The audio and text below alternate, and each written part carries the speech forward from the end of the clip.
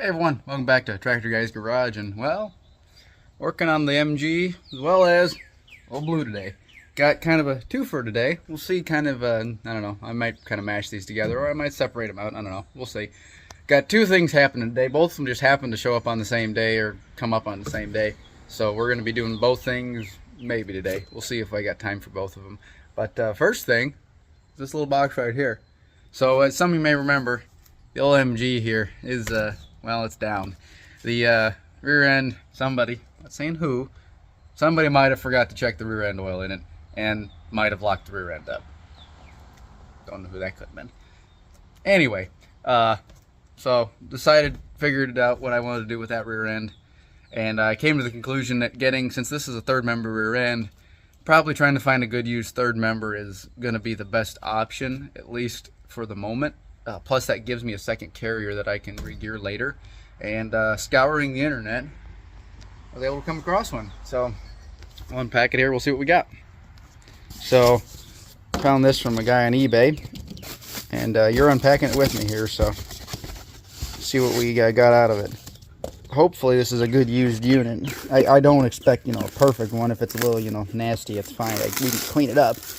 Just mainly wanted to see if, get something that's workable and usable for the car. Oh, Blue getting used as a workbench, as usual. Well, here, tell you what, I'm going to unpack this and I'll bring it back when I'm done. Alright, so, got a lot of packing material in this box. The seller did a very good job of getting this shipped here safe. And, yeah, I mean, taking a look at it here, it is pretty well exactly what they described. It is in great condition. A little surface rust, obviously, from sitting probably out of a vehicle for quite a while. But man, overall, it is in really good shape. I'm very, very happy with it. It looks, gears are nice, and I don't know if you can see in there or not, but you see we got barely any side-to-side play. Nothing major at all. Same thing with the end gears here. Dolly. Labrador making her star appearance. Come on, backyard. Backyard. I'm pretty happy with this, so I think we've got just about everything we need here. I just got to figure out a gasket, so I might do a little research. I realized I forgot to grab one of these. I also might just see if we can just, a little silicone and just slam it up in there. I don't know. I got to see if it's worth it to get it, if a gasket's really important on these or not. Sometimes it is, sometimes it's not, so we'll do a little research on this quick, and I'll figure out if I need that or not, and if not, we'll try to get this installed today. The other thing we're going to get is on a little bit of a road trip. So we've got to head to Des Moines Diesel. Big thanks to them. They're doing a great job rebuilding my injection pump here. We're going to head down there and grab the injection pump for Blue here. We'll see what they got for us, and we'll go from there.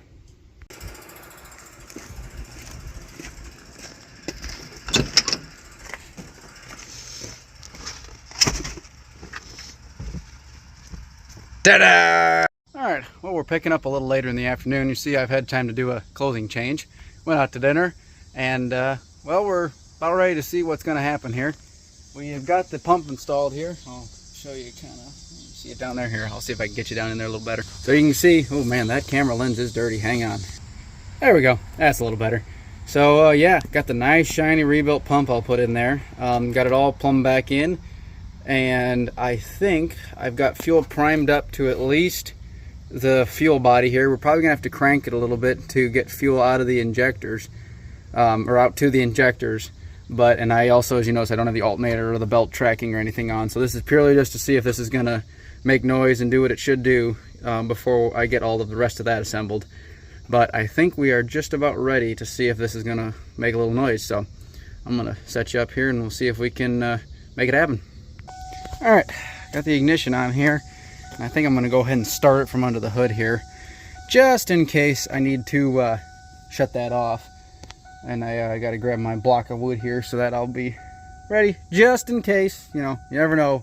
Whenever you do work on a pump or anything like that, I always like to have something as a safety. That's why I left that plenum off, just in case. You never know, and it's so easy for something like that to get out of hand, and then you end up screwing up something really major. So we will be ready here in just a second to go.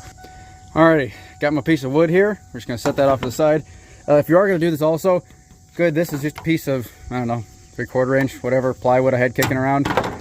You want to use something solid like this, or like a 2x6 or something good and heavy.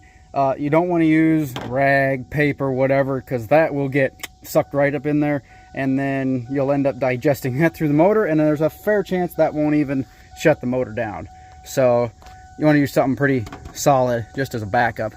But I think we're just about ready here. I'm gonna just jump the solenoid over here and see what we can maybe get to happen.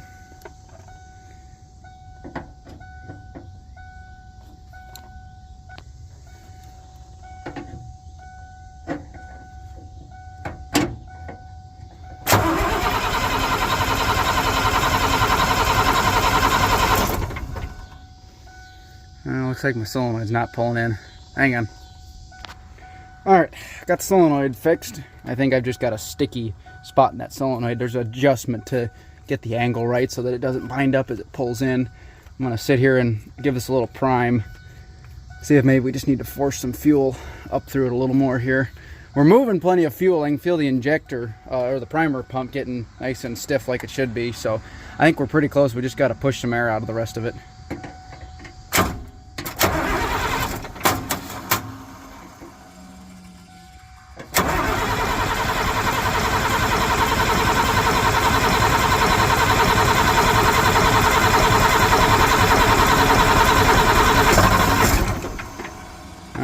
Go. We're getting fuel on one here, and I think actually we got fuel on two. Go ahead and tighten those off. So what we'll probably have to do here is hit a couple of them, because what I'm going to try to do is not have it shoot fuel everywhere while I'm cranking it. Not that it's a big deal, but once it starts, it's kind of a pain to get some of these tightened back up. So if I can get it to hit on a couple, and we'll just leave it to the rest of them to bleed themselves out. These motors are pretty good about self-bleeding as you run them, so they really don't take much once you get fuel up to the injectors. Get that tightened up here. I've already got number 6 tightened up, so.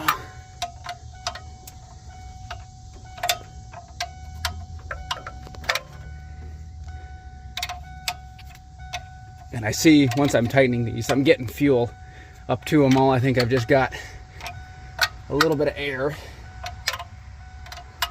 But I think it should be ready to go here. You know, that's the only disadvantage of a tall truck. You gotta climb in and out of the thing all the time. It really makes it kind of a fun deal when you're doing that. All right, well, cross your fingers. Here we go.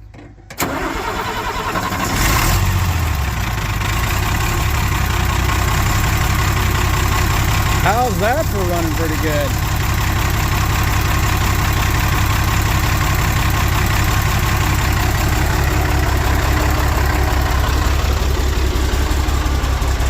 And look at that. Not even a whiff. Well, you can't quite see it here. Not a whiff of smoke out of that exhaust. That is way better. I knew that pump was gummy, and the guys at the rebuilder told me it was pretty bad, and they couldn't believe the truck even ran the way it was. So this already sounds way better. We'll give her a little throttle here.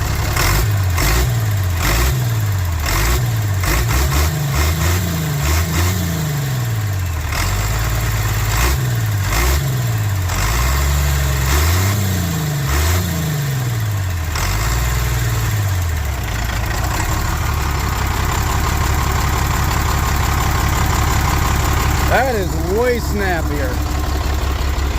Got a little bit of smoke with the revs there. That's to be expected though, with it being cold.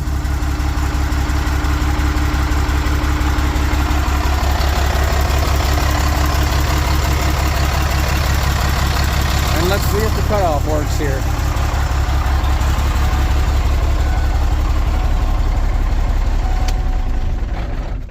Perfect.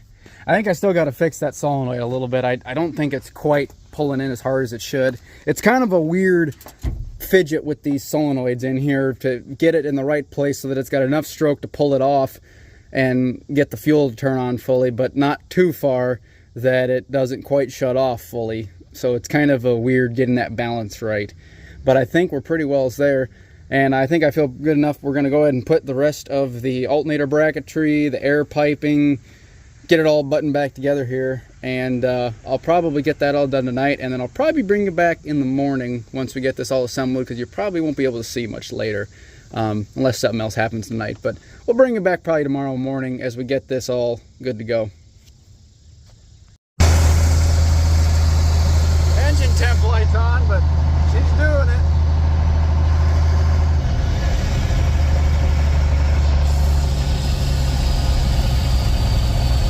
Kind of hard to shift this with one hand. Let me tell you, this thing pulls like a freight train.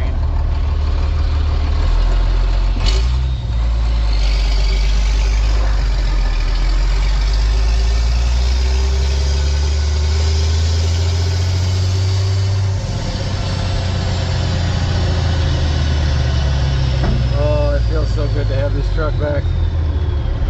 It's still far from done, but I think we're getting there. Well, I don't know about you all, but I think that did pretty good. I'm sorry I couldn't get you some more footage of me driving the truck, but it's a little hard to drive that truck, shift, and hold a phone at the same time for filming, so I really need to get a GoPro or some other kind of camera to film stuff like this, because I will say, the truck drove absolutely phenomenal. I could not be more impressed with how well it's done, and surprised at the transformation it's made since doing just the work to that pump. Really makes me wish, honestly, I'd done it a little sooner. Probably could have made the truck more drivable. Now, I didn't talk about the car as much. I kind of just slammed the rear end after I had figured that out. It was getting kind of late, and I just wanted to get it all put in. What I ended up figuring out was that the rear end, really, you can use a gasket. It's kind of like a lot of other third member rear ends, but a lot of guys just use a silicone seal. It's a little easier, especially with an old rear end like this that's been who knows how many miles and hours and damage has been done to it. So something like that just is easier, just use a silicone seal. So I went ahead and got that installed. I didn't film any of it. It was a little tight for me under the car to try to also film it with a camera and you actually be able to see anything other than just my head, which, you know, y'all see enough of that anyway, so I figured you didn't want to watch that. But we got that installed. I also got a little over, actually, the correct amount of gear lube in there, so that way it would kind of help work its way through. I put a little bit of a cheaper gear lube in it to start with, because what I planned to do, because there was still obviously plenty of metal still in this that I couldn't get out, we're going to run that for a little while, probably, you know, 50 or 100 miles or so, and then we're going to drain that out and then refill it, put some other fresh stuff in it, and I might honestly flush it even one more time, again with some but it's, you know, still decent quality. It still meets the spec. It's just not as good as, you know, I didn't put good Valvoline in it, basically. I put some, you know, I don't know, Parts Master or whatever it was, generic that the parts store had. So got that all put in there, and hopefully the little I did drive it, it seems like it is doing a lot better. Seems like everything is exactly as it should. The rear end's not getting too hot. It drives good. It doesn't make any weird noises. So I'm thinking that part of it is at least fixed for now. We're going to see. I need to figure out some of the other issues. Obviously, like all of my guests, you know, the old tires, the lack of a top, you know, whole bunch of other stuff. But for the moment, I think we're pretty much done with work on the car for the moment. Truck is the priority to get that taken care of. And once we get all of that where we need to go, we might jump back on the car a little bit. It, you know, I don't daily drive the car, so honestly, it can wait a little bit till I get some more funds available.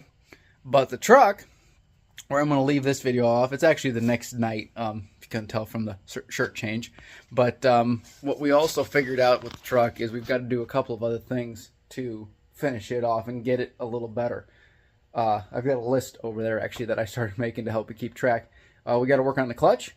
We've got to work on the power steering reservoir. It is, well, you might remember from previous videos, it's not perfect. It needs redone. So we're going to get that squared away. I already dropped the cab down slightly. I had it on 2 hockey pucks of spacers. I dropped it down to just 1. to help the cab sit lower and everything kind of line up better. However, I do have to now modify the floor slightly like I knew it was going to, which is okay because it'll allow me to adjust the floor and make it actually a little bit better for what I want it to be.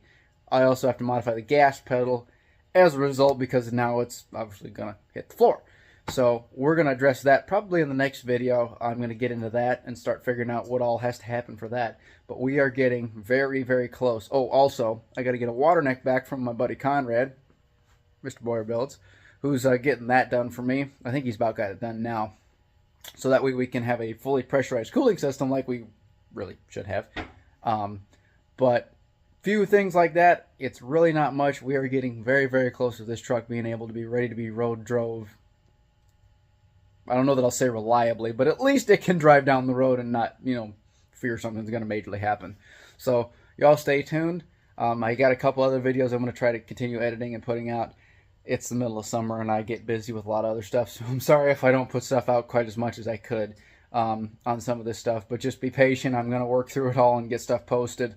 I've got stuff that actually is all the way back into winter that I never had a chance to edit and put together, so you might start to see a few things coming out here in the not too distant future. But appreciate y'all watching. If, like I said, if there's anything you want to see specifically, let me know. We can cover some other stuff.